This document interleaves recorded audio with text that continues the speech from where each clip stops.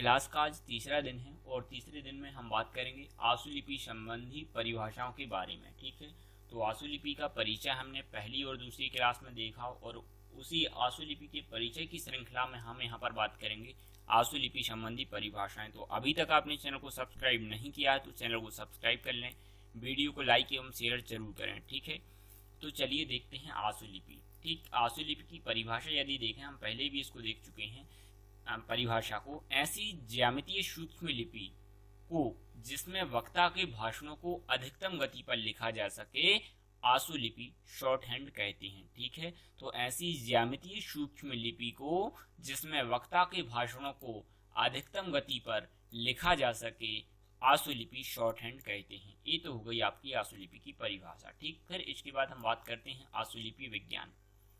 तो आशुलिपि विज्ञान की परिभाषा क्या है कि ध्वनि के आधार पर ज्यामितीय प्ररूपों द्वारा किसी भाषा को तीव्र गति से लिखने और भाषा लिपि में प्रतिलेखन करने की कला को आशुलिपि विज्ञान मतलब स्टेनोग्राफी कहते हैं। ठीक, क्या कहते हैं? स्टेनोग्राफी कहते हैं। ध्वनि के आधार पर ज्यामितीय प्ररूपों द्वारा किसी भाषा को तीव्र गति से लिखने और भाषा लिपि में प्रतिलेखन करने की कला को आशुलिपि विज्ञान स्टेनोग्राफी कहते हैं। अब देखते हैं यहाँ पर वर्ण अक्षर। लिखी जाने वाली भाषा के छोटे से छोटे चिन्ह का नाम वर्ण या अक्षर कहलाता है, जैसे का, ख, ग आदि। ये दो प्रकार के होते हैं। कौन से? एक तो स्वर और दूसरा व्यंजन। ठीक, फिर आगे बढ़ते हैं हम।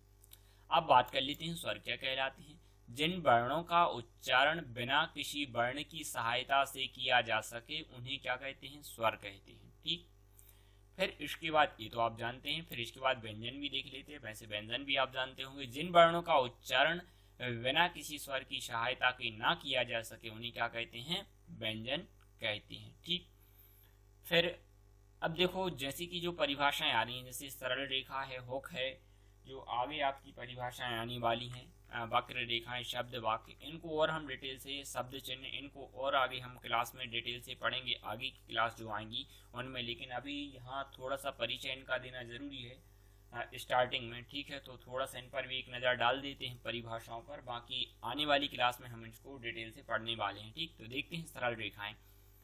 जो व्यंजन, सरल रेखा की परिभाषा देखते हैं कि जो व्यंजन रेखाएं बीच में सीधी होती हैं उन्हें सरल रेखाएं कहा जाता है। ठीक है, फिर इसके बाद चलते हैं आगे, वक्र रेखाओं की बात करते हैं। वक्र रेखाएं, जो रेखाएं बीच में टेढ़ी होती हैं उन्हें वक्र रेखाएं कहा जाता है। ठीक है, कैसी होती हैं? टेढ़ी होती हैं, उन्हें वक्र रेखाएं कहा जाता है। शब्द की बात करें, शब्द की परिभाषा की बात करें, अक्षरों के उस समूह या जोड़ को शब्द कहते हैं जिससे कोई अर्थ निकले। क्या निकले? अर्थ निकले।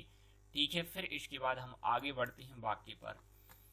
तो शब्दों के उस समूह को जिससे पूरी बात समझ में आ सके वाक्य कहते हैं, जैसे वे जाते हैं। ठीक है, तो शब्दों के समूह को अब हम क्या कहते हैं? वाक्य कहते हैं। ठीक, फिर इसके बाद हम आगे बढ़ते हैं यहाँ पर। अब देखते हैं हम शब्द चिन्ह। ठीक, तो जो शब्द या अक्षर भाषा में बार बार प्रयोग किए जाते हैं। ठीक, जो शब्द या अक्षर भाषा में बार बार प्रयोग किए जाते हैं उनके लिए आशुलिपि में छोटे चिन्ह बना दिए जाते हैं जिन्हें शब्द चिन्ह कहते हैं। ये चिन्ह काल्पनिक होते हैं और स्पष्टता व सुविधा को ध्यान में रखते हुए निर्धारित किए जाते हैं, तो उन्हें क्या कहते हैं? हम शब्द चिन्ह कहते हैं। शब्द चिन्ह, शब्दाक्षर, जितनी भी परिभाषाएं हम यहाँ पर पढ़ रहे हैं उनका जो विस्तृत तरीके से उनका अध्ययन है वो हम आगे आने वाली क्लास में हम वहाँ पर करेंगे। ठीक, फिर इसके बाद हम बात करते हैं शब्दाक्षर की।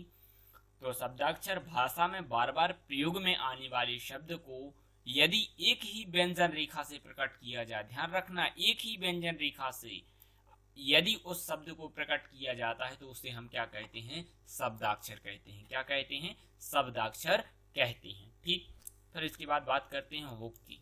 तो देखो हुक का भी प्रयोग हम करते हैं, प्रारंभिक और अंतिम हुक, तो इनका हम आने वाली क्लास में अध्ययन करेंगे। ठीक है, गतिशीलता लाने के लिए हम यहाँ पर आशुलिपि में इनका क्या करते हैं?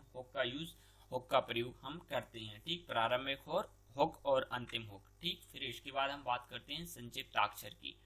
तो संक्षिप्ताक्षर की यदि हम परिभाषा देखें तो ऐसे शब्द जिन्हें प्रकट करने के लिए दो या दो से अधिक व्यंजन रेखाओं का प्रयोग किया जाए, जिनको प्रकट करने के लिए दो या दो से अधिक व्यंजन रेखाओं का प्रयोग किया जाए तो उन्हें क्या कहते हैं, हम संक्षिप्ताक्षर कहते हैं। ठीक, फिर इसके बाद हम वाक्यांश देखें तो बिना लेखनी उठाए लिखे गए आशुलिपि के शब्द चिन्ह, शब्दाक्षर या व्यंजन प्ररूप जो दो या दो से अधिक शब्दों को प्रकट करते हैं वाक्यांश कहते हैं। क्या कहते हैं, वाक्यांश कहते हैं। ठीक है, तो बिना लेखनी उठाए लिखे गए आशुलिपि के शब्द चिन्ह, शब्दाक्षर या व्यंजन प्ररूप जो दो या दो से अधिक शब्दों को प्रकट करते हैं वाक्यांश कहलाते हैं या वाक्यांश हम उनको कहते हैं। ठीक, ये तीसरे दिन की क्लास थी।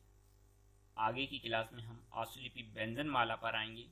ठीक है, आशुलिपि व्यंजन माला पर हम चर्चा करेंगे। तो आगे की क्लास के लिए आप तैयार रहें, इनका आप रिवीजन करते रहें और जो भी डाउट हो कमेंट बॉक्स में ज़रूर लिखें।